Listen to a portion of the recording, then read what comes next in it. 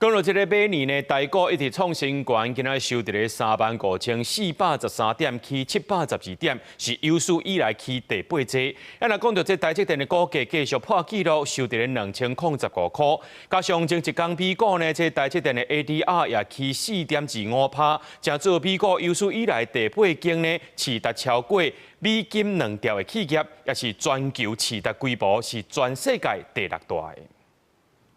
全球晶圆大港龙头台积电股价是继续创新高，盘中大起60块，正式破2000块的大关。虽然讲起势小可收，但是中场同款是收伫2015块，台股市值突破52条台票。前一天，美国台积电 ADR 嘛创新高，收伫385.75美金，换算整体公司的市值是超过2兆美金，稳稳啊徛伫全球第6大。更加带动台股伫马年开红盘以来，连续3天拢大起。盘中大起821点，徛稳35000大关，中场是收伫35413点，起712点，创史上第8大的起点。不过，零股、定期定价等等，成交金额已经突破台票1兆，创史上上大量。台股的总市值是超过台票115兆。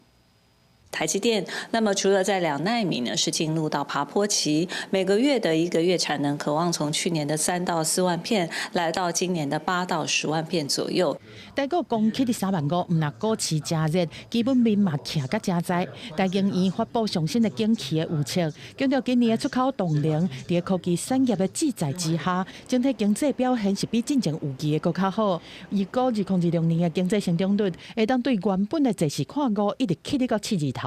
122它的天花板只有15%，不够低。第二个是它的赏味期只有5个月，看起来也不够久。接下来的232跟301，虽然杀伤力可能更强，但它只能针对个别的产业，大到不能用了，只能拿扁钻，只能拿美工刀出来，所以厂商的压力会减轻一点。台经院表示讲，就算2月中，川普的对顶关税，和美国最高法院推翻，造成新的变数。但是和去年比，关税冲击已经降温。如果国内出口成长会持续，因为 AI 需求一直拢真旺受惠，无排除会有新一波的优惠条。今年的景气虽然是审慎乐观，但是有正面的制裁一直伫遐。记者综合报道。